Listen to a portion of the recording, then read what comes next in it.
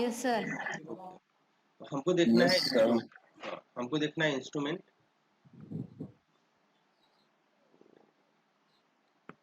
Instruments जो topic है उसमें से क्वेश्चन आ जाते हैं, और क्वेश्चन जो इससे आते हैं वो कहीं ना कहीं माइक्रोस्कोप, टेलीस्कोप, है ना, कंपाउंड माइक्रोस्कोप, इन सब से आते हैं। तो हमको पढ़ना क्या है वो जरा देखते हैं पहले तो इसमें। तो बेटा इंस्ट्रूमेंट में हमको ये सब टॉपिक पढ़ने हैं। हमको पढ़ना है आई, और आप बायो के स्टूडेंट हैं तो आपको आई पढ़ने की जरूरत तो है नहीं। आप लोगों को तो आई आता होगा बेटा, इसमें कौन क्या होता है, सिलरी मसल क्या होता है, ये सब नहीं आता होगा तो बताइएगा, मैं आई भी पढ़ा दूंगा। उसके बाद हमको पढ़ना है माइक्रोस्कोप। माइक्रोस्कोप पढ़ना है दूसरा टॉपिक।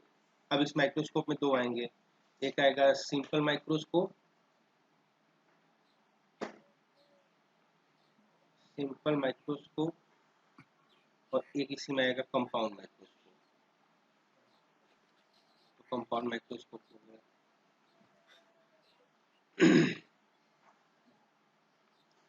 आगे हमको पढ़ना है इसमें टेलीस्कोप। टेलीस्कोप भी कई टाइप का, एस्ट्रोनॉमिकल और वगैरह वगैरह, तो उसको भी हम देख लेंगे।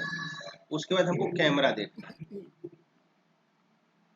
कैमरा, इसी में बेटा मैं कुछ जो है लेंस से रिलेटेड डिफेक्ट्स वगैरह भी दिखा दूंगा, ठीक है, डिफेक्ट। ठीक, तो इतना कुछ बेटा हमारे इस टॉपिक में है। इसका मेजर पार्ट जो है, आई तो हम पढ़ेंगे नहीं। आई हम जानते होंगे, नहीं जानते तो आप बताइएगा, मैं पढ़ा दूंगा। फिलहाल तो नहीं पढ़ेंगे। माइक्रोस्कोप पढ़ेंगे, टेलीस्कोप पढ़ेंगे, कैमरे में का फॉर्मूला है छोटा सा, वो मैं बता दूंगा अपर्चर को लेके। फिर डिफेक्ट में थोड़ी बहुत बातें, एब्रेजन वगैरह, तो वो मैं बता दूंगा। पर इसका मेन जो टॉपिक है वो कौन सा है, माइक्रोस्कोप एंड टेलीस्कोप। ठीक है बेटा, तो माइक्रोस्कोप टेलीस्कोप की हम बातें करेंगे, और उसमें रिलेटेड हम फॉर्मूले देखेंगे, कॉन्सेप्ट देखेंगे, और उसके ही मेन क्वेश्चन इस इंस्ट्रूमेंट में आते हैं। ठीक है, तो डिफेक्ट वगैरह जो हम सबसे नीचे लिखे हैं, ये वाला डिफेक्ट जो लिखे हैं, ये वाला समझ में आना चाहिए, जिससे थोड़ा सा कॉन्सेप्ट क्लैरिटी आएगी। हो सकता है इसके क्वेश्चन भी आए, पर उतना ज़्यादा नहीं आते। मतलब अगर हम इंस्ट्रूमेंट से देखें तो सबसे इंपॉर्टेंट क्या होगा, माइक्रोस्कोप एंड टेलीस्कोप। आईज भी पढ़ लीजिएगा। जैसे कई बार अभी जैसे एनटीए का मामला चल रहा है, तो एनटीए में क्या हो जाता है कि कुछ भी वो पूछ देते हैं। कुछ भी का मतलब जो आसान और थ्योरेटिकल टाइप का होता है वो पूछ देते हैं, तो इसलिए आईज वगैरह पढ़ लीजिएगा। लेकिन जो इम्पोर्टेंट होगा हमारे लिए वो होगा माइक्रोस्कोप एंड टेलीस्कोप। ठीक है बेटा, तो क्या पढ़ना है, ये सबको क्लियर हो गया? Yes sir. भाई बोलने का मतलब सब लोग जल्दी जल्दी बोल दिया करें, क्योंकि एक ही के बोलने से काम नहीं चलता, सब बताते रहेंगे। हाँ, और बोलने के बाद यस अपना, सर। हाँ बोलने के बाद अपना माइक ऑफ कर लेंगे, ये भी रहेगा। अच्छा, अब आगे बढ़ते हैं, और बात करते हैं सबसे पहला टॉपिक जो माइक्रोस्कोप के कॉन्सेप्ट से स्टार्ट होगा उसका। तो सबसे पहले बात करते हैं बेटा विजुअल एंगल के बारे में बात करना। Visual angle, visual angle. आप लोगों बेटा है कोई जो हमको या जो थोड़ा बहुत इस कॉन्सेप्ट के बारे में जानता हो कि विजुअल एंगल क्या होता है? सर जैसे एंगल पे हमें इमेज फॉर्म दिखती है, जिस एंगल पे हमको इमेज फॉर्म जो दिखती है आईज से अपनी। तो थोड़ा सा रिफाइनमेंट की जरूरत है। देखिए होता क्या है, मान लो हमने किसी ऑब्जेक्ट को देखा, और जाहिर सी बात है वो आईज से अपने देखेंगे, तो कुछ ऐसा कंडीशन है कि ये आई है। आई का मतलब वो जो रेटिना वगैरह होगा वो सब यहाँ पे दिखा रहा हूँ मैं, ये कुछ ऐसा। इधर वाला पोर्शन, ये वाला जो पोर्शन है जो मैं डार्क कर रहा हूँ, ये आई है, और बाकी जो है पीछे जो है रेटिना। यहाँ पे कुछ रेटिना होगा, और आईज अगर आप पढ़ेंगे तो आपको मालूम होगा कि भाई रेटिना पे ही अल्टीमेटली इमेज बनता है। ये वाला पोर्शन क्या है, आई है। ठीक है, अब इसके सामने एक ऑब्जेक्ट रखा गया। ऑब्जेक्ट में ऐसे रखा हूँ, ये एक रेफरेंस लाइन बना रहा हूँ। हालांकि इस रेफरेंस लाइन को कुछ कहते नहीं है, पर हमको इसकी जरूरत पड़ेगी, तो मैंने ये रेफरेंस लाइन बना दिया। ठीक है, अब इसके आगे हमने एक ऑब्जेक्ट रखा। और लाइन को और बढ़ा दो, जिससे मुझको कुछ अगर दिखाना हो तो मैं इसी फिगर के थ्रू दिखा पाऊँ। तो मैंने ये रेफरेंस लाइन को बढ़ा दिया। अब मैंने क्या करा, एक ऑब्जेक्ट लिया, ये है ऑब्जेक्ट,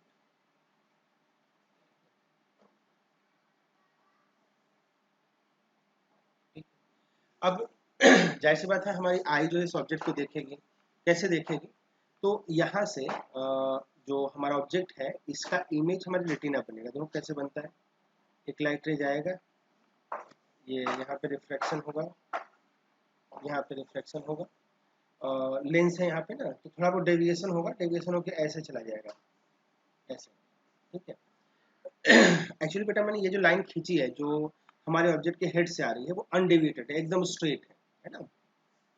अब देखो बेटा हमारा जो इमेज बनेगा वो कहाँ बनेगा, यहाँ पे, रेटिना पे, यहाँ पे, यहाँ, ये कुछ ऐसा उल्टा करके बन जाएगा।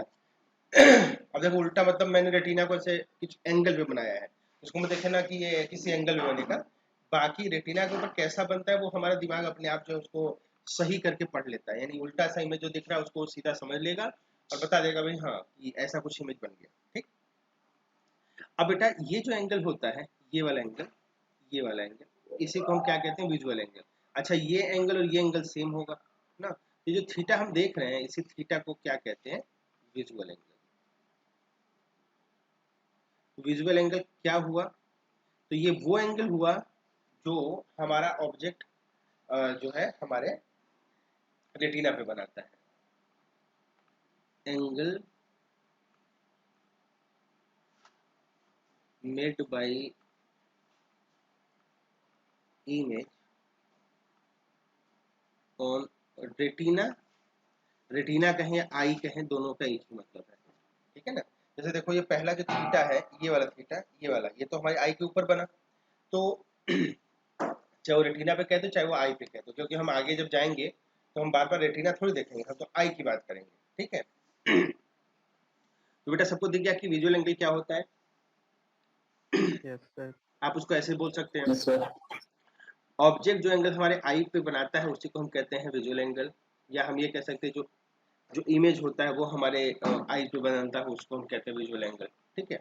मुद्दा ये है कि ये विजुअल एंगल का बढ़ना घटना हमारे लिए अच्छा है या बुरा, ठीक है। तो देखो बेटा मैं दो कंडीशन बनाता हूँ जिसमें हम अपने ऑब्जेक्ट को पास और दूर करेंगे। देखो मैंने अभी ऑब्जेक्ट सेम हाइट का रहेगा, एक ऑब्जेक्ट को यहाँ पे लिया, दूर है, अगर इससे मैं विजुअल एंगल खींचूं, देखो ऐसा जाएगा, ऐसा।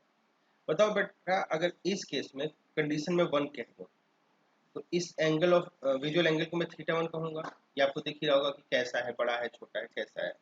और मैं एक अगला जो है पोजीशन लेता हूँ, और ये पोजीशन कुछ ऐसा है, यहाँ बना देता हूँ ये, और इस पोजीशन को पोजीशन नंबर 2 कहता हूँ और इससे विजुअल एंगल दिखाता हूँ ये। तो आप देखिए ये विजुअल एंगल हो गया इतना, इसको मैंने कहा थीटा 2। अब बेटा देख के क्या लग रहा है, थीटा 1 बड़ा या थीटा 2 बड़ा, थीटा 2 थीटा 2 बड़ा, थीटा 2। थीटा 2 बड़ा, थीटा 1 थीटा 2 में थीटा 2 बड़ा। इसका मतलब यही हुआ ना भाई कि जब हमारा ऑब्जेक्ट आइस की तरफ मूव करता है या आइस की तरफ जाता है ऐसे, तो उस समय उसका विजुअल एंगल बढ़ता है या घटता है, बढ़ता है। तो बढ़ता है। हाँ बढ़ता है तो बहुत सही। तो व्हेन ऑब्जेक्ट मूव्स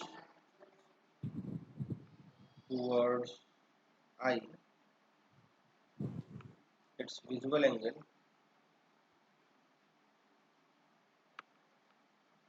increases।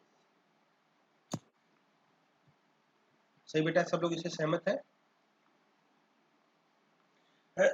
मुद्दा ये है कि विजुअल एंगल बढ़ना हमारे लिए सही है या नहीं। तो बेटा हम ऑब्जेक्ट को जब देखते हैं तो उसमें क्या देखते हैं, जैसे मान लो किसी हमको आदमी को देखना हो, तो हम भाई उसको देखेंगे तो हम यही तो चाहेंगे कि जो आदमी है जिसको हम देख रहे हैं वो एकदम क्लियर हो, उसका चेहरा क्लियर हो, उसका पैर क्लियर हो, उसका हाथ क्लियर हो।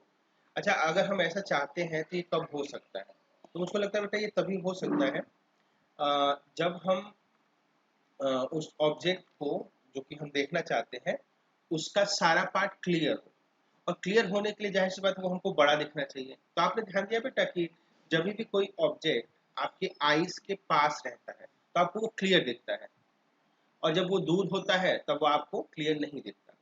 बताओ बेटा सही है।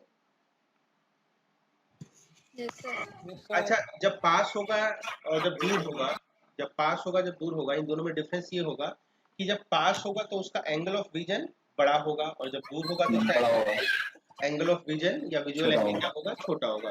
तो जितना ही बड़ा विजुअल एंगल होता है उतना ही हमारे लिए अच्छा होता है, क्योंकि उस केस में हम इमेज की डिटेलिंग बड़े आराम से कर सकते हैं। ठीक है, तो इसका मतलब ये है कि अगर विजुअल एंगल की हम बात करें, विजुअल एंगल अगर ये बड़ा है, अगर ये बड़ा है तो इसका मतलब ये होगा कि जो इमेज होगा, इमेज होगा उसको हम क्या कर सकते हैं, उसको हम बड़े आराम से रिजॉल्व कर सकते हैं। रिजॉल्व करने को तो आराम से देख सकते हैं। रिजॉल्व मतलब इस समय we can see detail image, सही, we can see detail image. अब मुद्दा ये है कि भाई ये डिटेल इमेज हम देखना तो चाहते हैं, लेकिन ये जो डिटेल इमेज है उसके लिए हमको करना क्या पड़ेगा। एक ही बात है, अगर हम क्लियर इमेज देखना चाहते हैं तो ऑब्जेक्ट को हमारे पास लाओ जिससे विजुअल एंगल बढ़ जाए और हम बड़े आराम से उसको देख पाए और उसको रिजॉल्व कर पाए। यानी रिजॉल्व करने का मतलब, अब देखा होगा बहुत दूर रहेगा तो आपको आदमी दिखता है एक डंडे जैसा, तो उसका हाथ अलग दिखता है ना उसका पैर अलग दिखता है, तो हम कहते हैं वो अनरिजॉल्व है, उसके हाथ है अलग, हाथ पैर अलग अलग नहीं है। जब हाथ पैर अलग अलग हो जाएंगे तो हम कहेंगे ये रिजॉल्व हो गया। क्लियर। तो रिजॉल्व होने का मतलब ये है कि उसके सारे पार्ट अलग अलग दिखे, एक ही ना दिखे। तो रिजॉल्व होने के लिए ये जरूरी है कि एंगल ऑफ विजन या विजुअल एंगल ये क्या होना चाहिए, ये बड़ा होना चाहिए। पर क्या विजुअल एंगल हमेशा एक जैसा होता है? अच्छा, विजुअल एंगल के लिए कोई अगर फॉर्मूला देखने को कहे, बेटा हम फॉर्मूला देख सकते हैं। देखो मैं आगे दिखाता हूँ, वहाँ उस फिगर में तो बहुत कुछ हमने लिख दिया है। मैं फिर से आई बनाता हूँ, ये है आई और ये है रेफरेंस लाइन। यहाँ पे मैं दो बातें बताऊंगा। तो पहले तो ये कि ये है ऑब्जेक्ट, वहीं पहले वाला ही ऑब्जेक्ट है। अब यहाँ से लाइट रे चली, ये इमेज बना, ये हुआ विजुअल एंगल, दोनों सेम होगा। अच्छा, मान लेते हैं कि ऑब्जेक्ट का हाइट है h नॉट और ये जो डिस्टेंस है ये आई से ऑब्जेक्ट का, दैट इज यू। सही बेटा, तो हमको थीटा बताना है। तो देखो, क्या यहाँ पे याद है बेटा, हम फर्स्ट ऑर्डर ऑप्टिक्स पढ़ रहे हैं, गसियन ऑप्टिक्स, उसमें जितने भी एंगल वगैरह होते हैं वो क्या होते हैं, वेरी वेरी स्मॉल, याद है। तो अगर मुझसे यस कोई सर। कहे, मुझसे कोई कहे टेन थीटा, तो किसके बराबर हो जाएगा, थीटा के। याद है, टेन थीटा थीटा के बराबर, साइन थीटा थीटा के बराबर और कॉस थीटा 1 के यस बराबर। सर। याद है बेटा ना, पर एक्सेल अप्रोक्सीमेशन। Yes sir. हाँ, तो यहाँ पे जो थीटा होगा वो यस। टेन थीटा के बराबर हो जाएगा। और इस राइट एंगल ट्रायंगल से टेन थीटा का निकालो, राइट एंगल ट्रायंगल सबको दिख ही रहा होगा, ये वाला, ये ये है बेटा राइट एंगल, सबको ही दिख रहा है। और अगर ये राइट एंगल है तो इसमें हम क्या लिखेंगे, परपेंडिकुलर अपन बेस। परपेंडिकुलर कितना है बेटा, एच नॉट, बताओ। परपेंडिकुलर है एच नॉट और बेस कितना है बेटा, यू। तो थीटा क्या हो गया बेटा, एच अपॉन यू। क्लियर है। Yes sir. अच्छा, यस सर। Yes sir. आप वैसे तो ऑप्टिक्स में हमेशा साइन कन्वेंशन लगाते हैं, यहाँ पे भी लगा सकते हैं, लेकिन अभी मैं साइन कन्वेंशन में बहुत इंटरेस्टेड हूँ नहीं। बेटा किसी का खुला रह गया, इस माइक जो है अपना ऑफ कर ले देख के। तो बेटा मैं जो है यहाँ पे कुछ साइन कन्वेंशन की बात नहीं करूंगा, बाद में हम कर लेंगे साइन कन्वेंशन। वैसे अगर साइन कन्वेंशन कहना चाहे तो सोचो आप, एच नॉट है वाई एक्सिस के पॉजिटिव डायरेक्शन में, वो तो पॉजिटिव हो जाएगा। लेकिन अभी यू क्या दिख रहा है, पॉजिटिव या निगेटिव, यू क्या दिख रहा है बेटा, सर नेगेटिव। निगेटिव दिख रहा है। नेगेटिव। हाँ, तो मैग्निफिकेशन यहाँ पे ये थीटा हो गया एच अपॉन माइनस यू। सही है। तो यस सर। तो ये हुआ मैग्निफिकेशन का फॉर्मूला। अभी सॉरी विजुअल एंगल का फॉर्मूला, लेकिन अभी मैं इसका साइन कन्वेंशन नहीं लगा रहा हूँ। बाकी हम जब आगे देखेंगे तो विद प्रॉपर साइन कन्वेंशन देख लेंगे। अभी यहाँ पे एच नॉट पॉजिटिव है जबकि यू क्या है, नेगेटिव। यानी हमारा जो विजुअल एंगल है दैट इज नेगेटिव इस समय। तो विजुअल एंगल लिखने का तरीका मान चल गया बेटा, height of object upon distance between object and eye. Clear है। Yes sir. अच्छा, हमने अभी देखा बेटा ना कि हमारा जो ऑब्जेक्ट है अगर वो आई की तरफ जाता है तो विजुअल एंगल बढ़ेगा नहीं। तो हम कितना बढ़ा सकते हैं उसकी बात करें। उसके लिए बेटा मैं इधर यहीं कहीं व्यवस्था बना लेता हूँ। ये इस पूरे पार्ट को मैं थोड़ा सा साइड कर देता हूँ और यहाँ पे मैं आपको बताता हूँ कि हम मिनिमम डिस्टेंस यानी विजुअल एंगल को मैक्सिमाइज कहाँ तक कर सकते हैं। तो वो देखो बेटा, मान लो कि ये रेफरेंस लाइन है। अब आई के लिए मैं पूरा रेटिना नहीं बना रहा हूँ बेटा, ये मैंने बना दिया आई। सबको ये आई दिख रहा है? Yes sir. अब देखो बेटा, हाँ मेरा ये ऑब्जेक्ट है और ये डिस्टेंस अभी अभी हमने क्या कहा था, u। तो बगल में अभी हमने फॉर्मूला लिखा है h नॉट अपॉन u, उसके लिए जो हमने बातें कही थी सब कुछ वही है। हाइट है ऑब्जेक्ट का h नॉट। अब बेटा विजुअल एंगल बढ़ना हमारे लिए अच्छी बात है, तो मैं बढ़ाता हूँ। बढ़ाऊंगा कैसे? देखो बेटा, इस फॉर्मूले में h नॉट तो चेंज नहीं हो सकता, जो हमारा लेफ्ट साइड वाला फॉर्मूला है h नॉट तो वहीं रहेगा। तो चेंज क्या कर सकते हैं हम भाई, u को चेंज कर सकते हैं। बताओ बेटा, सही है? अब u को चेंज कर सकते हैं तो सोचो जरा, थीटा को हमको बढ़ाना है तो u को हमको क्या करना चाहिए, बढ़ाना चाहिए घटाना चाहिए? इस u को घटाना चाहिए। घटाना चाहिए। चाहिए, तो घटाते हैं। इनवर्स हाँ तो भाई घटाते हैं, जैसे मैंने अभी घटाया। अब देखो घट गया कुछ, u घटा ना, अभी u घटाया ना बेटा। Yes sir. सर लेकिन बेटा हमारे ऊपर अगर घटाने का पूरा कंट्रोल है तो हम तो घटाते जीरो कर देंगे, लेकिन ऐसा नहीं हो पाता। हम घटाते घटाते एक मिनिमम लिमिट तक पहुंच पाते हैं। जैसे यहाँ पे बेटा, ये जो डिस्टेंस दिख रहा है इसको कैपिटल डी से रिप्रेजेंट करते हैं, और ये कैपिटल डी जो है उससे कम अगर हमने इस यू को कर दिया, अभी ये जो डिस्टेंस है ये डी है, अगर इससे मैंने कम कर दिया तो हमको ऑब्जेक्ट दिखेगा ही नहीं। यानी हम ऑब्जेक्ट को मूव कराते कराते, जैसे मान लो ये पोजीशन जो है वो पोजीशन है, पहले वाला था ए, फिर बाद में था बी, और अभी हमने कहाँ पहुंचा दिया सी। अगर हम सी से आगे लेके जाएं तो हमारा जो ऑब्जेक्ट होगा उसका इमेज ब्लर बनेगा, धुंधला बनेगा। जैसे होता ना, अगर हम कोई पेन मैन अपने आँख के पास ले जाते हैं, देखा होगा कि पास करते जाते वो हमको बड़ा दिखता जाता है। लेकिन एक समय के बाद जब हम एक पर्टिकुलर डिस्टेंस से भी पास लेके जाते हैं तो हमको दिखना बंद हो जाता है, और अपनी आंखों में अगर ध्यान से देखो तो प्रेशर मैक्सिमम पड़ता है। जैसे जैसे आप एक पेन को लो और अपने आंख के पास करो, जब वो दूर होता है तो तुम्हारी आंखें एकदम रिलैक्स रहती हैं ना, और जाहिर सी बात है ऑब्जेक्ट छोटा होता है। लेकिन उस पेन को अगर अपने आंखों के पास करते जाओ तो अपना ध्यान देना, आंखों पर प्रेशर बढ़ता जाता है, और जाहिर सी बात है ऑब्जेक्ट जो होता है वो बड़ा दिखता जाता है क्योंकि विजुअल एंगल बढ़ता है। एक ऐसा पर्टिकुलर डिस्टेंस आता है जिसके बाद अगर उस पेन को अपने आंखों के पास करोगे तो वो फिर से तुम्हारी आंखों पर प्रेशर बहुत बढ़ जाएगा, लेकिन तुमको जो पेन है वो धुंधला दिखने लगेगा। यही वो डिस्टेंस होता है जिसको हम कहते हैं डिस्टिंक्ट विजन का क्लियर विजन, डिस्टिंक्ट ऑब्जेक्ट का मिनिमम डिस्टेंस। तो बेटा उसमें होता क्या है कि अगर हम कैपिटल डी डिस्टेंस यानी सी पोजीशन से और अगर आई की तरफ लेके जाएंगे तो हमारा जो इमेज होगा वो धुंधला बनेगा। डी वो कंडीशन है जिसको हम कहते हैं, हाँ जो कहते हैं कि भाई वो मिनिमम डिस्टेंस है जो ऑब्जेक्ट और आई के बीच में होना चाहिए, और ये वाला जो डिस्टेंस होता है वो लोगों के लिए अलग अलग होता है। नॉर्मल ह्यूमन बीइंग के लिए ये 25 सेंटीमीटर होता है, और इसको कहते क्या है, इसको हम कहते हैं minimum distance, minimum distance of clear vision. हाँ, वैसे बेटा minimum distance of clear vision सबके लिए अलग अलग होता है। ये जो minimum distance of clear vision capital D होता है वो सबके लिए अलग अलग होता है, लेकिन ये नॉर्मल इंसान के लिए, नॉर्मल ह्यूमन बीइंग के लिए कितना होता है बेटा, 25 सेंटीमीटर ना। तो हम बेटा जब भी बात करेंगे तो इसको हम 25 सेंटीमीटर कह दिया करेंगे, ऐसा नहीं कहेंगे कि भाई जो इंसान हमारे सामने वो नॉर्मल नहीं है, अब नॉर्मल, ऐसा हम नहीं मानेंगे ना।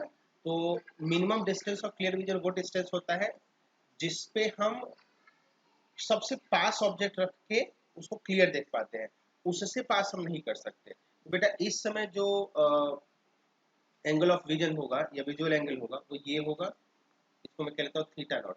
और यही थीटा नॉट जो है ये क्या है, मैक्सिमम पॉसिबल विजुअल एंगल। तो बेटा ये समझ में आ गया सबको? Yes sir. सर बेटा किसी का माइक ऑन रह गया है बेटा, वो अपने देख के ऑफ कर ले, मैं बार बार आगे पीछे करूंगा तो फिर डिस्टर्ब होता है क्लास। तो बेटा मैक्सिमम पॉसिबल विजुअल एंगल जो है वो जब हम अपने आंखों से किसी ऑब्जेक्ट को देखते हैं तो जितना बड़ा मैक्सिमम कर सकते हैं उतना ही बड़ा ये है थीटा नॉट। और इस थीटा नॉट को कोई लिखे कि कितना है, तो बेटा हम थीटा नॉट लिख सकते हैं। थीटा नॉट क्या हो जाएगा, एच नॉट की जगह पे तो ऑब्जेक्ट वही है तो एच नॉट, और यू की जगह पे क्या आ गया बेटा डी, बताओ सही बेटा? Yes sir. sir, ये है मैक्सिमम विजुअल एंगल। ठीक बेटा, ये मैक्सिमम विजुअल एंगल है, that is H not upon D. अब सोचो इस केस में, यानी जब हम कैपिटल डी डिस्टेंस पे होते हैं, उसमें आंखें क्या होती हैं? मिनिमम स्ट्रेन पे होती हैं, मैक्सिमम स्ट्रेन होती हैं? तो मैक्सिमम। हाँ, इस केस में बेटा जब हम बातें करते हैं, क्योंकि हमने ऐसे बात की ना, पेन को अगर कैपिटल डी पे ला के रख दोगे तो तुम्हारी आंखों पे प्रेशर सबसे ज्यादा होगा। तो मैक्सिमम स्ट्रेस जो होता है वाला यही कंडीशन है, मैक्सिमम स्ट्रेस्ड आइज होती है। आइज जो है इस केस में वो क्या होती है? Maximum stress. तो बेटा जब भी हम ऑब्जेक्ट को minimum distance of clear vision पे रखते हैं तो उसमें आंखों पे स्ट्रेस बहुत ज्यादा होता है। अच्छा सोचो, अगर हम मैक्सिमम स्ट्रेस की अगर बात कर रहे हैं, मैक्सिमम स्ट्रेस की, तो वो कितने डिस्टेंस पे हो गया बेटा? Capital D. तो इसका मतलब एक मिनिमम डिस्टेंस भी तो होता होगा, मिनिमम डिस्टेंस सॉरी, ऐसा भी कंडीशन तो होता होगा ऑब्जेक्ट का जिसमें हमारी आंखें एकदम रिलैक्स्ड होती हैं।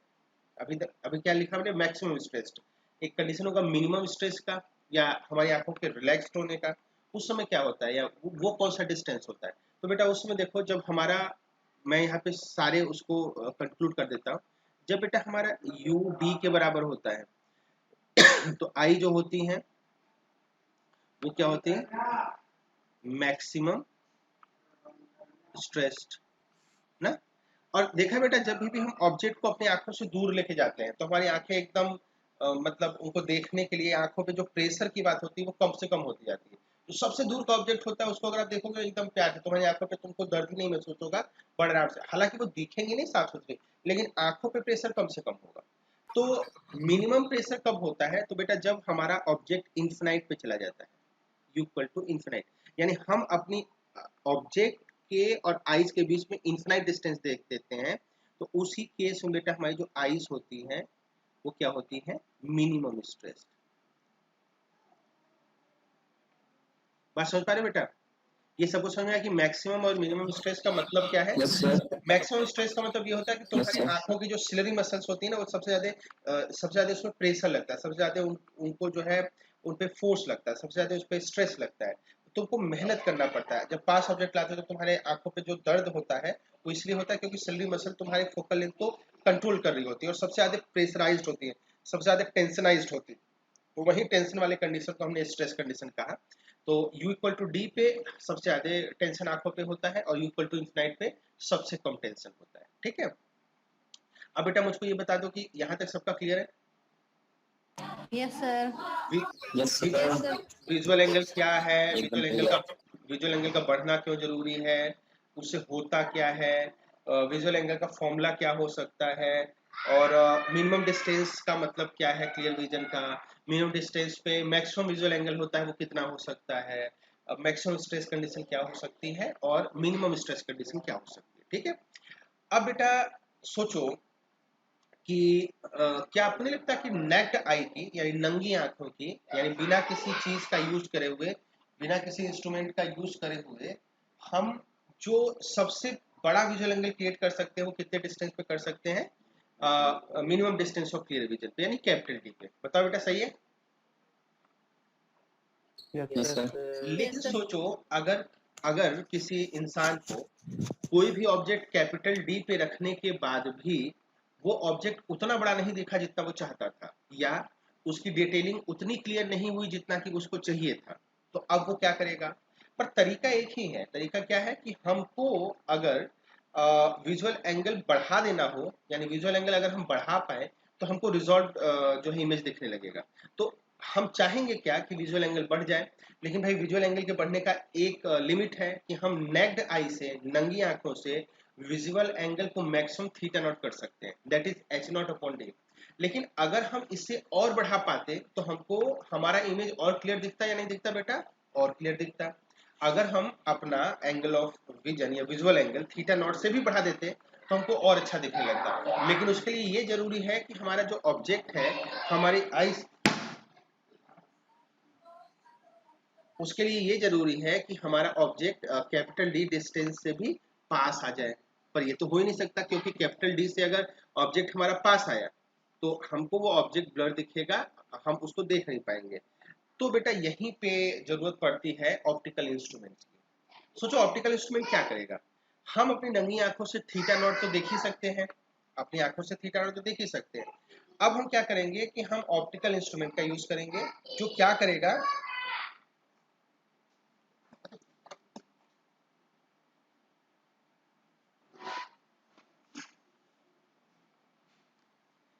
तो बेटा हम क्या करेंगे कि ऑप्टिकल इंस्ट्रूमेंट का यूज करेंगे और फर्दर जो विजुअल एंगल होता है maximum that is theta naught, कितना फॉर्मूला है उसका, एच नॉट अपॉन डी, इससे भी बढ़ा देंगे।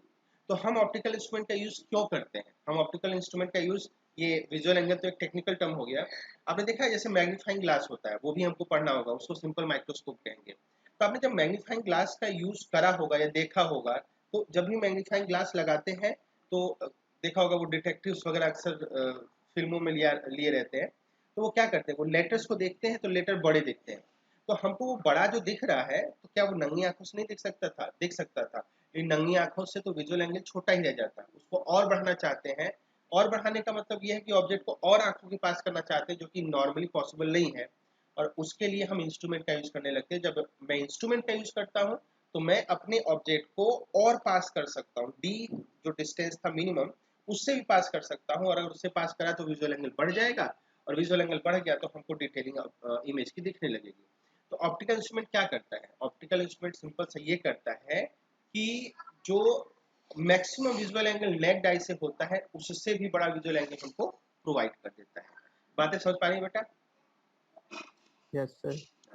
तो आगे इसको लिख लेते हैं कि ऑप्टिकल इंस्ट्रूमेंट क्या करता है। तो ऑप्टिकल इंस्ट्रूमेंट्स जो होते हैं, ऑप्टिकल इंस्ट्रूमेंट्स increases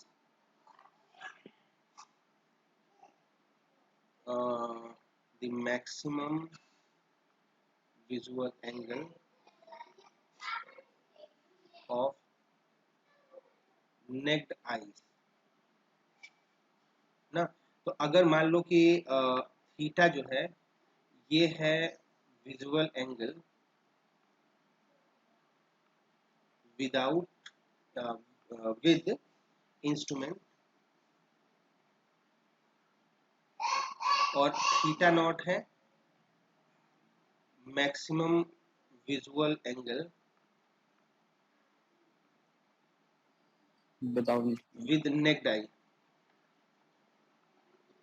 नेक्ड आई हमने देखा है बेटा ना, मैक्सिमम थीटा नॉट क्या था, थीटा नॉट हमने क्या पढ़ा था, that was H not upon D, यही तो था जब कैपिटल डी डिस्टेंस पर रख दिया था, यही maximum visual yes angle sir. था, और उसको कोई इंस्ट्रूमेंट यूज नहीं किया था। तो बेटा होता क्या है कि जो थीटा होता है ना, वो थीटा नॉट से भी बड़ा हो जाता है। थीटा क्या था, थीटा तब का विजुअल एंगल था जब हमने इंस्ट्रूमेंट यूज किया।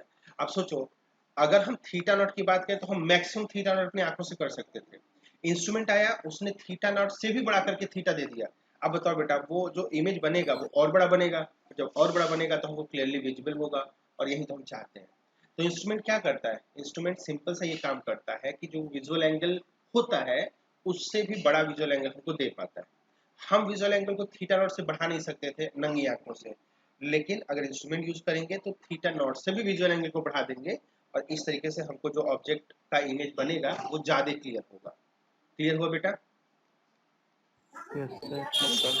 अब इसके लिए क्या करते बेटा, इसके लिए कई सारे इंस्ट्रूमेंट यूज करते हैं डिपेंडिंग ऑन कि जो ऑब्जेक्ट है वो पास में है या दूर में है। जब पास में होता है तो वहां पे हम माइक्रोस्कोप यूज करते हैं, और जब दूर होता है तो हम क्या यूज करते हैं, टेलीस्कोप ना। तो Yes. माइक्रोस्कोप की बात करें तो हमको ये पहले पढ़ना पड़ेगा। माइक्रोस्कोप क्या होगा, ये उन ऑब्जेक्ट को देखने के लिए यूज होगा जो पास में है ना। तो to see the nearer object, जो पास के ऑब्जेक्ट होंगे अगर उनको देखना है तो हम क्या कर यूज करेंगे, माइक्रोस्कोप का यूज करेंगे। ठीक है, दूर देखना होगा तो उसको लिए किसका यूज करेंगे, टेलीस्कोप का। तो माइक्रोस्कोप भी हमारे लिए दो टाइप के होंगे बेटा जिनको हमको देखना है। एक होगा सिंपल माइक्रोस्कोप, सिंपल माइक्रोस्कोप, इसी को बेटा हम बोलते हैं सिंपल माइक्रोस्कोप को मैग्नीफाइंग ग्लास, मैग्नीफाइंग ग्लास में मैग्नीफाइंग लेंस, वो जो डिटेक्टिव वगैरह लिए रहते हैं ना, वही। ये कुछ नहीं होता, सिंपल सा एक कन्वर्जिंग लेंस होता है, कॉन्वेक्स लेंस होता है। देखा बेटा ना, ऐसे करके बना होता है वो जो डिटेक्टिव लिए होते हैं, एक ऐसे सर्किल होता है, एक यहाँ पे ऐसे डंडी होती है। आप शायद इसको लैब वगैरह में देखे हो, ये लेंस होता है यहाँ पे। नीचे जब देखते हैं तो कोई लेटर अगर देखते हैं, मान लो ए बहुत छोटा लिखा है, मान लो ए इतना छोटा लिखा है, इससे देखोगे तो तुमको ए ऐसे बड़ा सा दिखेगा। देखा ना? टप्पन को ब्रश दो, इसका मुंह महक रहा है।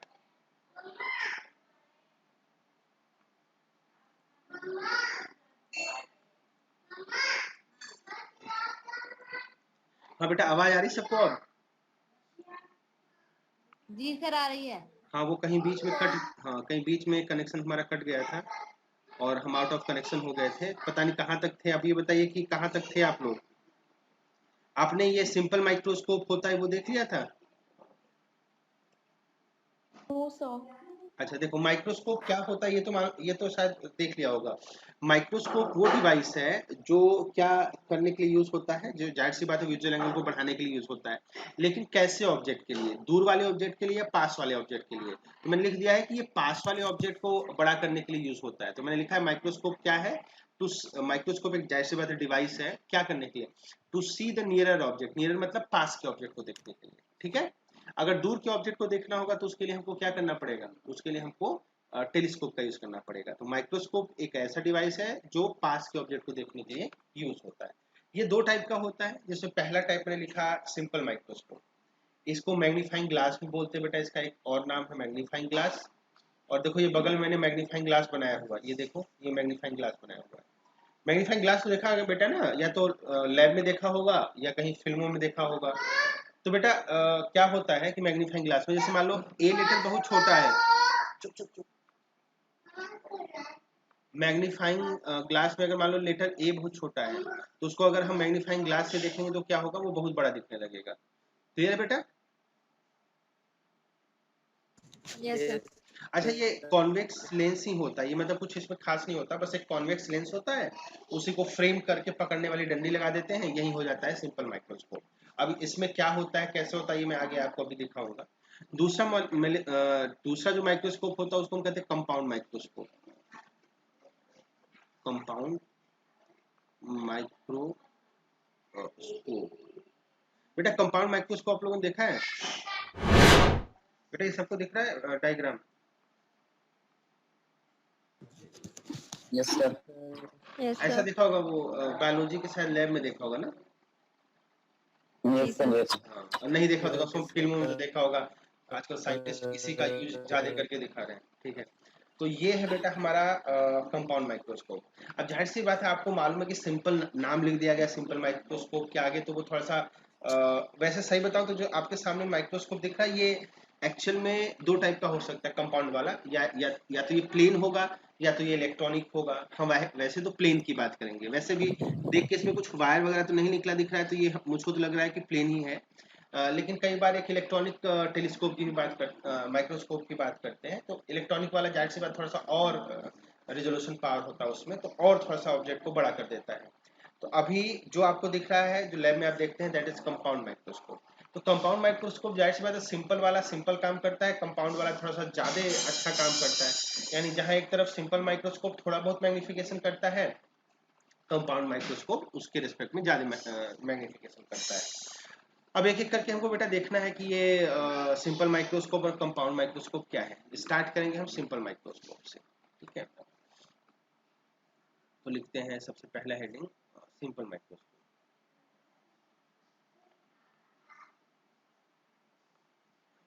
सिंपल माइक्रोस्कोप, सही बेटा। अब देखो इसमें क्या होता है कि जैसा कि मैंने बताया कि सिंपल माइक्रोस्कोप से मैग्निफिकेशन मिलता है, लेकिन बहुत ज़्यादा मैग्निफिकेशन नहीं मिलता। ये सिंपल माइक्रोस्कोप नाम है बस, माइक्रोस्कोप सिंपल सा है, एक कॉन्वेक्स लेंस होता है, कॉन्वेक्स लेंस।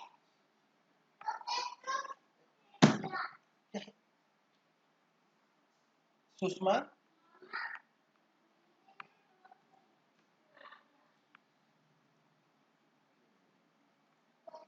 सुषमा, ये चिल्लाते बच्चे तो थोड़ा सा भी तुम अपने से ध्यान दे दिया करो। बेटा चुप रहो, अभी पढ़ा रहा हूँ, अभी मैं आ रहा हूँ। हाँ हाँ ठीक है। इन्हीं लोगों से कह दिया कम से कम बोले तो थोड़ा देख लिया करें, देखते रहते हैं लेकिन कोई वही रिएक्शन नहीं होता। बेटा मेरी आवाज आ रही है? Yes sir. Yes sir. वो थोड़ा सा क्लास में बच्चे डिस्टर्ब कर दे रहे हैं। तो सिंपल माइक्रोस्कोप, नाम बस माइक्रोस्कोप है, ये सिंपल सा एक कॉन्वेक्स लेंस होता है। कॉन्वेक्स लेंस तो आप जानते ही हैं। अब होता क्या है कि यहाँ इस कॉन्वेक्स लेंस के ऊपर अगर हम बात करें तो इसका जो फोकल लेंथ होता है इसको चेंज करके हम बड़ा आराम से ऑब्जेक्ट से मैग्नीफाइंग, आगे मैं बताऊंगा कि मैग्नीफाइंग पावर का ही हमारा सारा मतलब होता है। तो हम बहुत ज़्यादा मैग्निफिकेशन कर सकते हैं। यानी हमको क्या चेंज करना है, एक सिंपल सा कॉन्वेक्स लेंस लेना है और उसकी फोकल लेंथ को चेंज करना है। मुद्दा ये है कि जो भी हम ये कॉन्वेक्स लेंस लेंगे, जिसको ही हम सिंपल माइक्रोस्कोप कहेंगे, तो ऑब्जेक्ट उसमें रखा कहाँ जाता है। तो देखो बेटा, जैसे मान लो ये है, ये आपको क्या दिख रहा है, कॉन्वेक्स लेंस दिख रहा है, कॉन्वेक्स लेंस। और इसी कॉन्वेक्स लेंस को ही हमने क्या कह दिया, सिंपल माइक्रोस्कोप। सही बेटा, सिंपल माइक्रोस्कोप। अभी जो सिंपल माइक्रोस्कोप होगा उसमें हम ऑब्जेक्ट कहाँ पे रखेंगे, कहाँ का मतलब किस रेंज में रखेंगे। तो बेटा देखो, इसको हम कैसे रखते हैं, मान लो इसका ये है फोकस, तो और ये है ऑप्टिकल सेंटर। तो हम बेटा ऑब्जेक्ट को कोशिश करते हैं यहीं फोकस और ऑप्टिकल सेंटर के बीच में कहीं रखें। बात समझ में आ रहा है बेटा? जो इमेज बनाने के लिए, मैग्नीफाइड इमेज बनाने के लिए ऑब्जेक्ट जाहिर सी बात कहीं ना कहीं रखेंगे लेंस के आगे, तो उसको कहाँ कोशिश करते हैं, उसको हम कोशिश ये करते हैं कि वो फोकल लेंथ और ऑप्टिकल सेंटर इन दोनों के बीच में रहे। तो यहाँ पे मैं लिख लेता हूँ कि object ranges between focus F and O, that is optical centre. बेटा ये समझ में आ रहा है? Yes sir. कि हम ऑब्जेक्ट को कहाँ पे रखेंगे, फोकस और ऑप्टिकल सेंटर के बीच में। अच्छा, अगर ऐसा करेंगे तो कोई बता सकता है बेटा कि इमेज कहाँ पे बनेगा और कैसा बनेगा? अगर मैंने ऑप्टिकल सेंटर और फोकस के बीच में ऑब्जेक्ट को रख दिया तो इस केस में इमेज कहाँ बनेगा? ऑप्टिकल सेंटर और सेकंड वाले फोकस के बीच में इन्वर्टेड। ऑप्टिकल सेंटर और सेकंड फोकस के बीच में, मतलब आप कह रहे हैं कि अगर रीजन 1 में ऑब्जेक्ट है तो रीजन 2 में इमेज बनेगा। अगर मैं आपके उसके लिए लिख लूँ तो ये एफ हो जाएगा और ये 2f हो जाएगा। तो आप कह रहे हैं बेटा कि कहीं इस रेंज में बनेगा, तो इस वाली रेंज में सर। रीजन 1 में या रीजन 2 में? रीजन 1, रीजन 2 में सर। रीजन 1 या 2 बेटा? आवाज कट के आ रही है। 1 सर। 1 में। अच्छा, सीधा बनेगा उल्टा बनेगा? Inverted sir. इन्वर्टेड। अरे भाई, यही तो हमने देखा था, जरा याद करो कॉनकेव मिरर को लेके।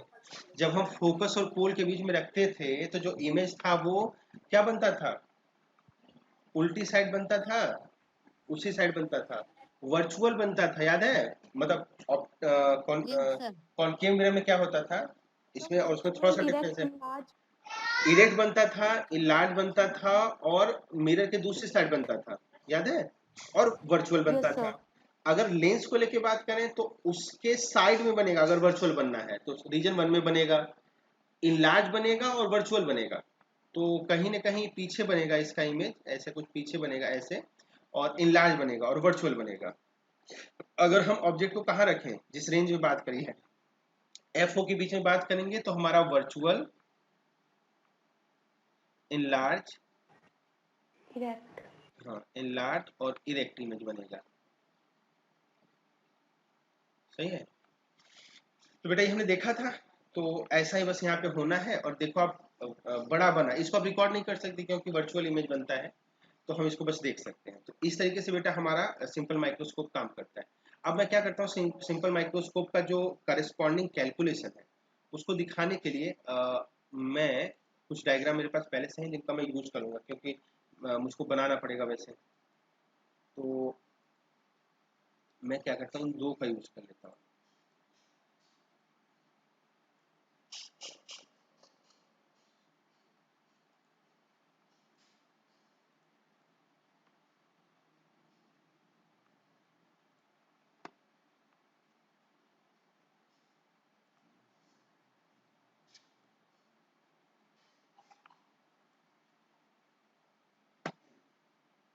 हम बेटा पढ़ रहे हैं सिंपल माइक्रोस्कोप, तो हमको इन दो फिगर्स की जरूरत पड़ेगी।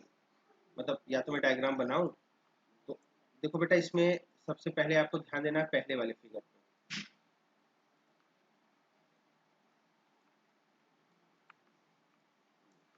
बेटा ये पहला फिगर जो दिख रहा है सिंपल सा एकदम प्लेन सा, ये दिख रहा है बेटा सबको बड़ा वाला फिगर?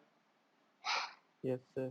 अच्छा बेटा यस सर। यहाँ पे देखो क्या है बताओ, ये जो आई कंडीशन जो है ऑब्जेक्ट को देख रहा है, ये जो इधर वाला है ये क्या है, ये वाला ये है ऑब्जेक्ट, सही है। और ये आप आई तो देख ही पा रहे हैं। आपको लग रहा है बेटा कैपिटल डी डिस्टेंस पे है, यानी जितना हो सकता है हमारा विजुअल एंगल बड़ा है, पर आई हमारी नेग्ड है, कोई भी इंस्ट्रूमेंट यूज नहीं किया है। तो इस केस में अगर बात करनी हो तो अल्फा क्या हो जाएगा, maximum angle of maximum visual angle naked eye का ना, ये हुआ maximum visual angle of naked eye, naked eye. ये यहाँ पे बेटा क्या है, अल्फा दिया है, उसका फॉर्मूला क्या हो जाएगा बेटा, एच दिख रहा है, एच अपॉन कैपिटल, बताओ सही बेटा। अब हम चाहते हैं ना भाई हमारा विजुअल एंगल अल्फा से बड़ा हो जाए, तो उसके लिए देखो अल्फा से हम बड़ा करते हैं। ये देखो दूसरा वाला फिगर, बेटा दूसरा वाला फिगर अगर देखो तो इसको फिर से मुझको बनाना पड़ता। अब यहाँ पे बना बनाया है तो इसको हम यूज कर लेंगे और आपको क्लियर कर दिखेगा, क्योंकि लाइनें वो ये बहुत सारी जाती है सीधी सीधी नहीं आती, तो उस पर मेहनत करा जाए, इससे अच्छा हम सीधे देखें। अब ध्यान देना बेटा, यहाँ पे आपको दिख रहा होगा बेटा, यहाँ पे ये एफ है फोकस, ये एफ है फोकस ये वाला, एक तो आपको दिख रहा होगा ये एफ है फोकस ये वाला, और ये ओ जो दिख रहा है दैट इज ऑप्टिकल सेंटर, ठीक है। अब देखो बेटा एक और खास बात, ये जो हमारी आई है, इस समय आई जो दिख रही है और जो लेंस दिख रहा है उसके बीच में कुछ गैपिंग दिख रही होगी, ये गैपिंग, पर ये बेटा गैपिंग बहुत ज्यादा नहीं होती, तो कई बार हम इस गैपिंग को नेग्लेक्ट कर लेंगे ना। नेग्लेक्ट इसलिए क्योंकि ये डिस्टेंस बहुत ही ज्यादा कम होता है, यानी जो लेंस आपको दिख रहा है वही लेंस आप समझ सकते हैं आई पोजीशन है। बात समझ पा रहे बेटा? ये Yes, सब sir. हाँ, अगर हम लेंस और आई के बीच का जो डिस्टेंस है उसको नेग्लेक्ट कर दे, जो कि बहुत कम होता है, तो सोचो क्या होगा कि जो लेंस है उसी को आप आई पोजीशन मान सकते हैं। अब कहेंगे कि आप ऐसा क्यों कर रहे हैं। अब बेटा ये बीटा एंगल देख पा रहे हैं, ये बीटा एंगल देख पा रहे हैं बेटा, ये कौन है, sir. किस पे बना रहा है, तो बेटा ये बीटा एंगल लेंस पे बनता हुआ दिख रहा है ना, लेंस पे बन रहा है। हम उसी लेंस को चूंकि आई बोल चुके हैं तो इस बीटा एंगल को विजुअल एंगल बोल पाएंगे, समझ पा रहे बेटा। तो चूंकि आई पोजीशन और लेंस के बीच का डिस्टेंस बहुत ही कम होता है, नेग्लेक्ट कर देते हैं, तो जो लेंस पे विजुअल एंगल बनता है वही एंगल हमारा आई का विजुअल एंगल हो जाता है। तो बीटा विजुअल एंगल है आई का, ठीक है, लेंस पे जबकि बना हुआ दिख रहा है। ये बात क्लियर है बेटा? ये क्लियर है सबको? बोलो भाई जल्दी सब लोग।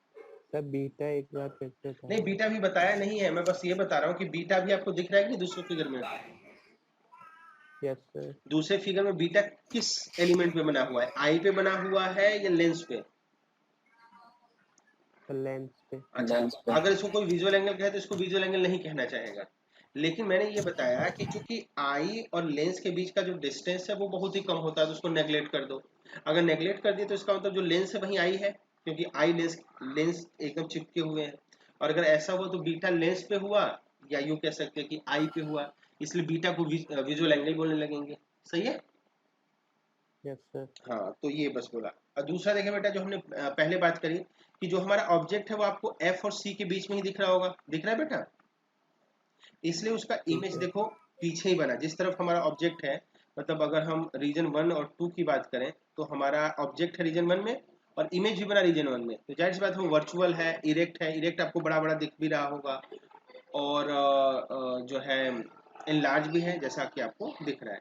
तो बेटा यहाँ पे अगर हम बात करें बीटा की, तो वो हुआ visual angle with instrument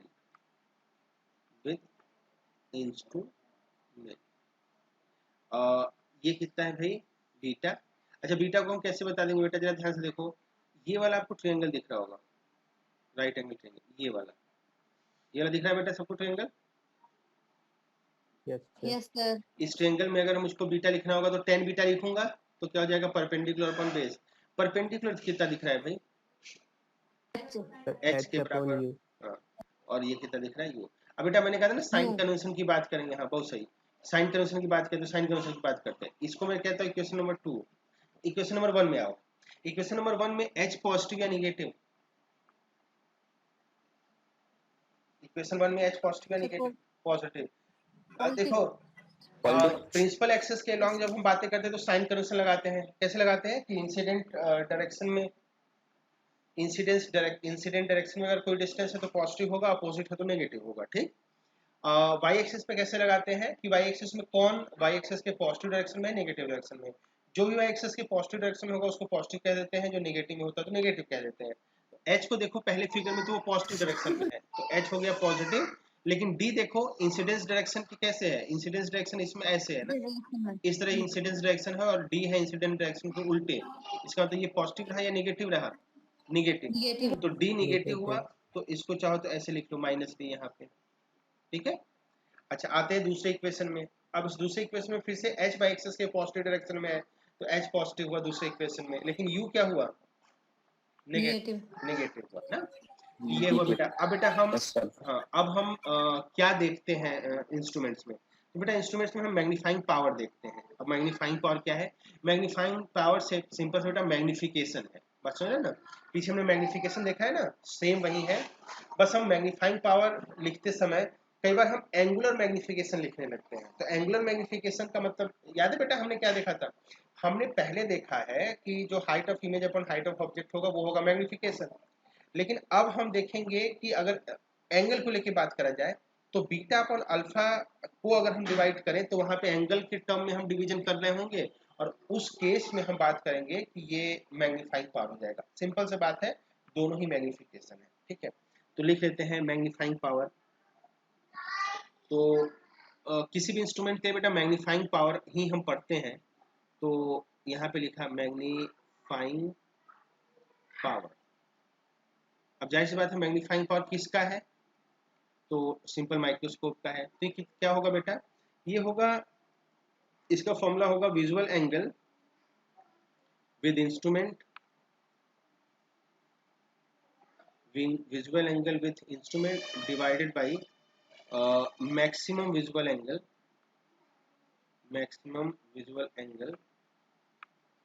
with necked आई, सही बेटा। तो विजुअल एंगल विथ इंस्ट्रूमेंट कितना है बेटा, बीटा, और नेक्ड आई के साथ मैक्सिमम वाला विजुअल एंगल क्या है, अल्फा। तो मैग्नीफाइंग पावर क्या होगी, आपको समझ में आ गया होगा। तो लिख लेते हैं मैग्नीफाइंग पावर, ये हो गया बीटा अपॉन अल्फा। बेटा बीटा ऊपर क्या है, h अपॉन माइनस यू के बराबर, दिख रहा है बेटा, दिख रहा है सबको। Yes, sir. और अल्फा Yes, क्या, sir. अल्फा Yes, क्या sir. हुआ, हाँ बहुत सही, h अपॉन माइनस के। Yes, तो sir. अब बेटा इसको सिंप्लीफाई करते हैं, तो ये क्या हो जाएगा, h upon minus you into minus D upon h। मतलब जो डिवीजन होता है वो पलट के मल्टीप्लिकेशन हो जाता है। तो h अपॉन माइनस यू को ऐसे ही छोड़ा, और h अपॉन माइनस डी जो डिवाइड है तो उसको पलट के मल्टीप्लाई कर दिया ना। तो पहले तो ये h चला गया, आपको दिख ही रहा होगा, ये माइनस माइनस कैंसिल हो गया, तो ये कितना हो गया बेटा, d अपॉन यू, सही है। U. You, तो मैग्नीफाइंग पावर sir. हमको मालूम हो गया, that will be d upon you. बताओ बेटा, यहाँ तक किसी को कोई problem. No, No, sir. sir. No, sir. तो इस तरीके से बेटा हम ये मैग्नीफाइंग पावर देखते हैं। अब मैग्नीफाइंग पावर जो देख लिया, और इसी का यूज करके बेटा हमको दो कंडीशन मैग्नीफाइंग पावर देखना है। याद है बेटा मैंने बताया था कि भाई मैक्सिमम स्ट्रेस और मिनिमम स्ट्रेस की कहानी, बताओ बेटा, मैंने बताया था ना कि मैक्सिमम स्ट्रेस और मिनिमम स्ट्रेस कब होता है। Yes, sir. हाँ, तो वही वाला कंडीशन हमको देखना है। देखो जरा हम क्या करेंगे, देखो मैग्नीफाइंग पावर का जो फॉर्मूला है उसमें d अपॉन यू है। d तो हमेशा फिक्स रहेगा, वो तो 25 सेंटीमीटर हमेशा होता है। u जो है वो बदलेगा, तो दो कंडीशन में हमको u निकाल के और उस पर्टिकुलर कंडीशन में क्या निकाल देना होगा, मैग्नीफाइंग पावर। तो बात करते हैं दो कंडीशन में, पहले कंडीशन की। कंडीशन फर्स्ट,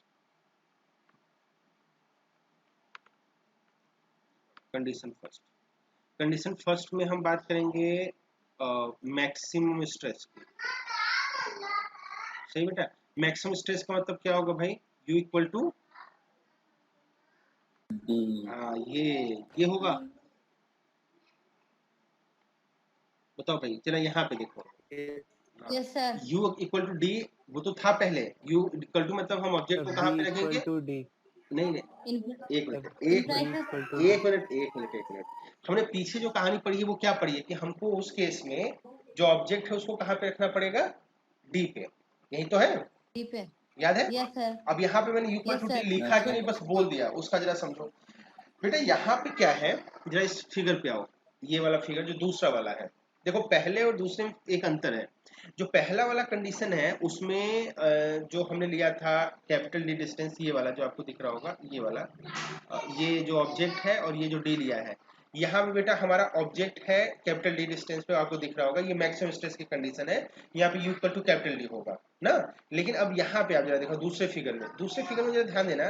दूसरे फिगर में ये जो इमेज है, इमेज हमको उससे मतलब है, दिख रहा है बेटा, ये जो बड़ा सा इमेज दिख रहा है, एक्चुअली ये u के करस्पॉन्डिंग लेंस से v होगा कि नहीं। लेंस से देखो Yes, sir. तो हमारा u कहाँ पे है बेटा, जहाँ पे ऑब्जेक्ट रखा है, और यहाँ पे दिखा है ना ये v लिखा हुआ नीचे, v पे हमारा क्या है, इमेज है।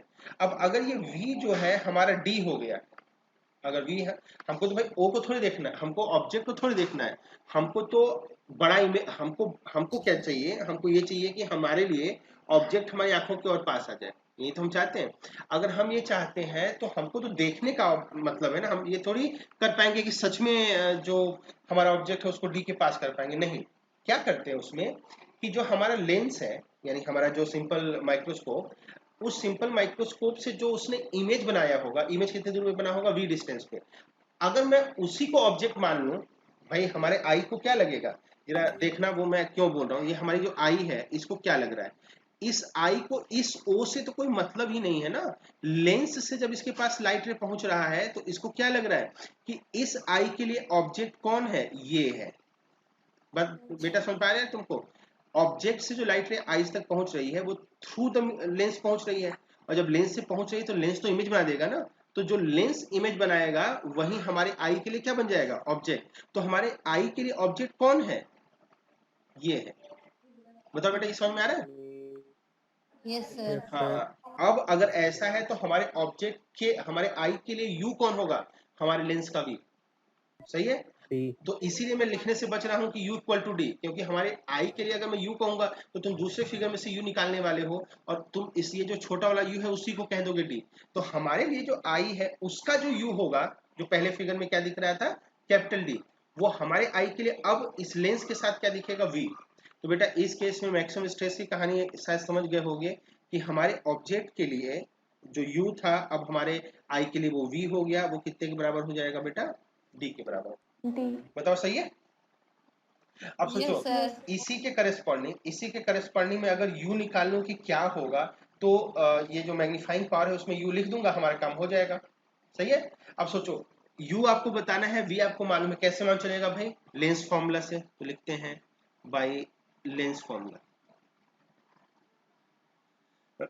लेंस फॉर्मूला है 1/v minus 1/u is equal to 1/f। सही है। अब इसमें वैल्यू लिखते हैं 1/v, v की वैल्यू कितना है बेटा, d। सही है। Yes, sir. u हमको निकालना है। अच्छा देखो बेटा, क्या तुमको ये मालूम है कि हमारा जो u है वो भी निगेटिव है, v है वो भी निगेटिव है, मालूम है कि नहीं बेटा।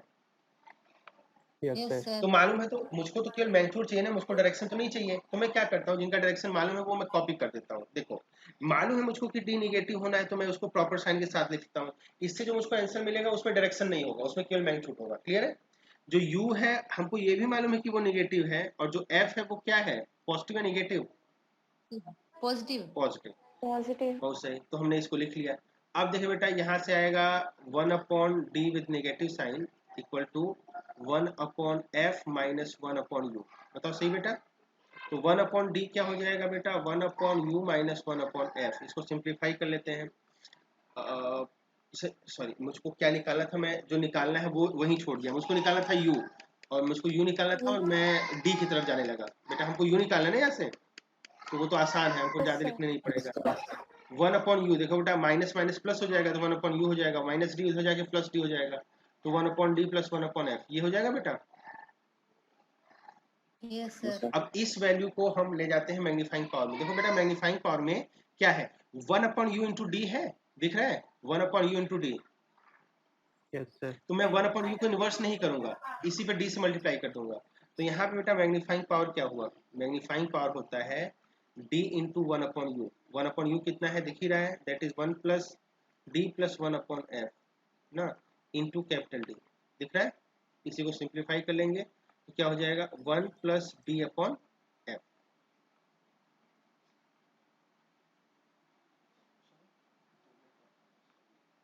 क्लियर है बेटा? यस सर तो भाई मैक्सिमम स्ट्रेस कंडीशन में मैग्नीफाइंग पावर हमको मालूम चल गया, वो हमको याद रहता है। तो मैग्नीफाइंग पावर मतलब अगर याद रखने की बात करें तो यही हमको याद रखना है। क्या है बेटा वैल्यू? 1 प्लस d/f, ये सबको याद रखना है। तो क्वेश्चन जो आएगा वो उसमें यही पूछेगा मैग्नीफाइंग पावर बताओ। कंडीशन तुमको मालूम होगा या बातों से कंडीशन निकाल लेना पड़ेगा, तुम्हारा मैग्नीफाइंग पावर आ जाएगा। क्लियर है बेटा? यस सर हाँ, तो ये Yes, कौन सा sir. कंडीशन है, ध्यान देना, मैक्सिमम स्ट्रेस कंडीशन। अब मैक्सिमम स्ट्रेस कंडीशन को ये भी बोल सकता है कि ये बताओ कि जब फाइनल इमेज जो है मिनिमम, या ऐसे बोल सकता है कि मैक्सिमम स्ट्रेस कंडीशन है, या ये बोल सकता है कि जो आई देख रहा है वो मैक्सिमम स्ट्रेस्ड है, या वो ये कह सकता है जो आई देख रहा है उसके लिए ऑब्जेक्ट जो है क्लियर विजन के मिनिमम डिस्टेंस पे है। कई सारी बातें बोल सकता है। तो चूंकि हम मैक्सिमम स्ट्रेस की कहानी जानते हैं, और मैंने यहाँ पे लेंस के साथ मैक्सिमम स्ट्रेस का कहानी कैसे लिंक्ड होता है वो कनेक्ट कर दिया, तो उससे हम बड़े आराम से बता सकते हैं। तो कई तरीके से बोला जा सकता है, लेकिन बातें वही होंगी। मैक्सिमम स्ट्रेस होगा, या आई को के रिस्पेक्ट में ऑब्जेक्ट कितने डिस्टेंस पे रखा होगा, कैपिटल टी डिस्टेंस पे। सही बेटा? और सबसे लास्ट में कंडीशन टू। कंडीशन टू थोड़ा सा आसान है बेटा। आवाज सबको आ रही है ना? Yes, sir. हाँ, कंडीशन टू होगा बेटा मिनिमम स्ट्रेस। मिनिमम स्ट्रेस याद है बेटा? मिनिमम स्ट्रेस के लिए ऑब्जेक्ट कहाँ पे रखा जाएगा? So D infinity. इन्फिनाइट पे। राइट पर हाँ, अब बेटा देखो यहाँ पे हमारे दूसरे फिगर में हमारे आई के लिए वी कब होगा? जब हमारा ये बड़ा वाला इमेज कहाँ बन जाएगा? इन्फिनाइट पे। तो यहाँ पे कौन इन्फिनाइट होना चाहिए भाई? यू इन्फिनाइट या v infinite? U B. U inside पर हाँ यू, लेकिन अब यहाँ पे तो दूसरे फिगर में वी है ना, तो B. वी इन्फिनाइट Yes, होना sir. चाहिए। अच्छा, वी इन्फिनाइट होने का मतलब भाई यू क्या होगा? भाई जब ऑब्जेक्ट को हम फोकस पे रखते हैं तभी तो, जब हम ऑब्जेक्ट को फोकस पे रखते हैं तभी तो इमेज इन्फिनाइट में बनता है। Yes, sir. तो इसका मतलब इसमें कुछ हमको मिरर फॉर्म लेंस फॉर्मूला लगाना नहीं पड़ा। आपकी इच्छा हो लेंस फॉर्मूला लगाने की तो आप लगा दीजिए। अब बेटा देखो ये जो मैग्नीफाइंग पावर था वो उसका फॉर्मूला क्या था? d/u। अब वो कितना हो जाएगा? d तो d ही है, और u कितना है भाई? f। ये हो गया मैग्नीफाइंग पावर। सही बेटा? अब जरा ध्यान से देखना, मेरे पास दो फॉर्मूले हैं, एक फॉर्मूला ये है, एक फॉर्मूला ये है। क्या लगता है मैग्नीफाइंग पावर कब ज्यादा होता है? मैक्सिमम स्ट्रेस कंडीशन में या मिनिमम स्ट्रेस कंडीशन में? Minimum Maximum. stress. हाँ, मिनिमम स्ट्रेस में ज्यादा होता है या मैक्सिमम स्ट्रेस में ज्यादा होता है magnifying power? Maximum. No. Maximum. Maximum भाई इक्वेशन नंबर 1 वाला ज्यादा है ना, और इक्वेशन 1 वाला किस में Yes, है? sir. मैक्सिमम स्ट्रेस कंडीशन में। तो सोचो तुम जब मैक्सिमम Yes, sir. स्ट्रेस अपने आंखों पे लगाओगे तभी तो ऑब्जेक्ट तुमको बड़ा दिखता है, यानी सबसे पास कर दोगे। तो यही है बेटा कि हम बड़े आराम से अपने जो ऑब्जेक्ट है उसको बड़ा कर सकते हैं। अगर दो कंडीशन में हम बात करें तो जब हमारी आंखें सबसे ज्यादा स्ट्रेस्ड होती हैं तो इक्वेशन नंबर 1 से मैग्नीफाइंग पावर देते हैं, और उस केस में जो मैग्निफिकेशन होता है वो मिनिमम स्ट्रेस से 1 से ज्यादा हो जाता है। जैसे एग्जांपल के तौर पे अगर मान लो कंडीशन नंबर 2 में मान चला कि मैग्नीफाइंग पावर 5 है, तो कंडीशन नंबर 1 में मैग्नीफाइंग पावर क्या हो जाएगा? 6। यानी अगर हम मिनिमम स्ट्रेस में ऑब्जेक्ट को 5 गुना बड़ा देख सकते हैं, तो मैक्सिमम स्ट्रेस कंडीशन में हम क्या कर सकते हैं, उसको 6 गुना बड़ा देख सकते हैं। ठीक है, 6 गुना। सही है यस बेटा? Sir, yes sir. हाँ, तो इस तरीके से बेटा हम बड़े आराम से जो है बातें कर सकते हैं। कुछ लोग अभी वेटिंग में है, बताओ इस समय वेटिंग में लगने का मतलब भी क्या है? क्लासेस तो लगभग एंड होने को है। तो बेटा इस तरीके से हम अपना ये टॉपिक देख पाते हैं कि भाई मैग्नीफाइंग पावर अलग अलग कंडीशन में क्या क्या होता है। ठीक है बेटा? और आप सोचो कि विजुअल एंगल को हम कितना चेंज कर पा रहे हैं। सोचो पहले पहले हम ऑब्जेक्ट को कैपिटल डी डिस्टेंस पे रखते थे। अभी देखो बेटा हमारे जरा ध्यान से देखना, ये जो दूसरा वाला फिगर है उसमें कैपिटल डी डिस्टेंस अभी दिख रहा है बेटा कि हमारा कैपिटल डी डिस्टेंस v के बराबर है। और हम अगर u की बात करें तो u जो है d से क्या है, छोटा है। यानी आप अगर ध्यान से देखें तो हमने ऑब्जेक्ट को अपने आई के पास कर दिया। नहीं, ये देख रहे हो बेटा, ये वाला जो डिस्टेंस है Yes, वो क्या बता रहा है कि मैं कैपिटल डी से छोटा हूँ। यानी हमने अपने, और हमारा आई कहाँ है, लेंस के ऊपर है। तो हमारे आई और ऑब्जेक्ट के बीच में एक्चुअल में कितना डिस्टेंस है, कैपिटल डी से छोटा। जबकि हमने बात क्या करी थी कि भाई हम अपने ऑब्जेक्ट को कैपिटल डी से छोटे जगह पे नहीं रख सकते। तो भाई तुमको मैग्नीफाइंग पावर का Yes, sir. कॉन्सेप्ट समझ में आया कि मैग्नीफाइंग पावर करा क्या? मैग्नीफाइंग पावर दरअसल कर ये रहा है कि विजुअल एंगल बढ़ा रहा है। विजुअल एंगल बढ़ाने के प्रोसेस वो क्या कर रहा है कि वो इमेज बना के ऐसा कुछ जुगाड़ कर रहा है कि एक्चुअल ऑब्जेक्ट और आई के बीच का जो डिस्टेंस है वो कैपिटल डी से फर्दर डिक्रीज हो जाए। कैपिटल डी जो है, जो कि minimum distance of clear vision है, उतने पे ही हम ऑब्जेक्ट रख सकते थे आई के, और उसके ऑब्जेक्ट और आई के बीच में डी ही लगा सकते थे। लेकिन आज क्या हुआ कि ऑब्जेक्ट और आई के बीच में जो डिस्टेंस है वो कैपिटल डी से भी छोटा है। और जाहिर सी बात है अगर कैपिटल डी से छोटा दिख रहा है बेटा, कैसे छोटा मैं कह रहा हूँ, v है कैपिटल डी ना, एक्चुअली यहाँ पे ऑब्जेक्ट रखा है जो कि हमारे आई को लग रहा है, लेकिन रियल ऑब्जेक्ट तो ये है ना, ये रियल ऑब्जेक्ट है। तो रियल ऑब्जेक्ट और हमारे आई के बीच का ये डिस्टेंस है जो कि u से दिख रहा है।